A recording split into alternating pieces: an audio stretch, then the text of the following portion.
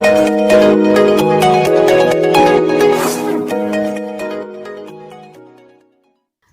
से ही देखा गया है कि बहू और बेटी दोनों में ही भेदभाव रखा जाता है, जैसे ये सृष्टि का नियम सा ही हो गया हो।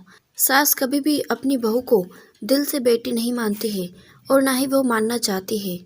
वो आखिर इस बात को क्यों नहीं समझती है कि उनकी बेटी भी तो किसी के घर की बहू है।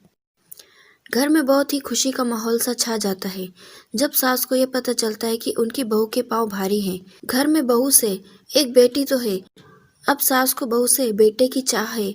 सास ने पहल तो बहू का बहुत लाड चाव किया, लेकिन 3 महीने बीतते ही जब बहू को कुछ परेशानी हुई, जिसकी वजह से सास को सबकी रोटियां पकानी पड़ी, क्योंकि बहू को रोटी पकाते हुए स्मेल आती थी।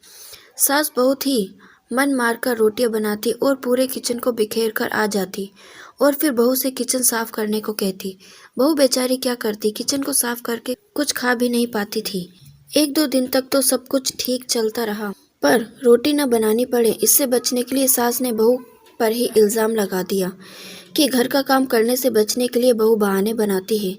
सास ने बेटे से कहा कि मेरे बस की नहीं है तुम्हारी रोटियां बनानी, मैं तो अपनी 2 रोटियां बनाऊंगी और खाऊंगी, और जिसे भी भूख लगे वो अपनी रोटी खुद बनाए और खाए।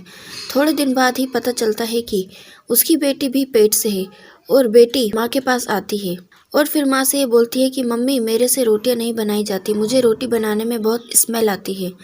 बेटी की ये बात सुनकर माँ एकदम बोलती है, बेटी अगर स्मेल आती है तो फिर तो रोटी मत बनाया कर, अपनी सास से कह दिया कर कि वो रोटी बना लेगी।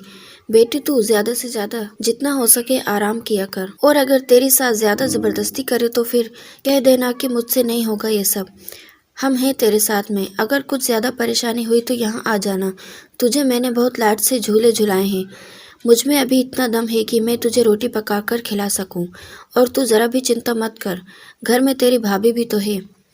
एक माँ अगर अपनी बेटी के लिए इतना सोच सकती है तो फिर उस बेटी के लिए क्यों नहीं सोचती जो अपना घर, माँ बाप, भाई बहन और पूरा परिवार छोड़कर आती है। भला एक माँ कैसे इतनी निर्दयी हो सकती है।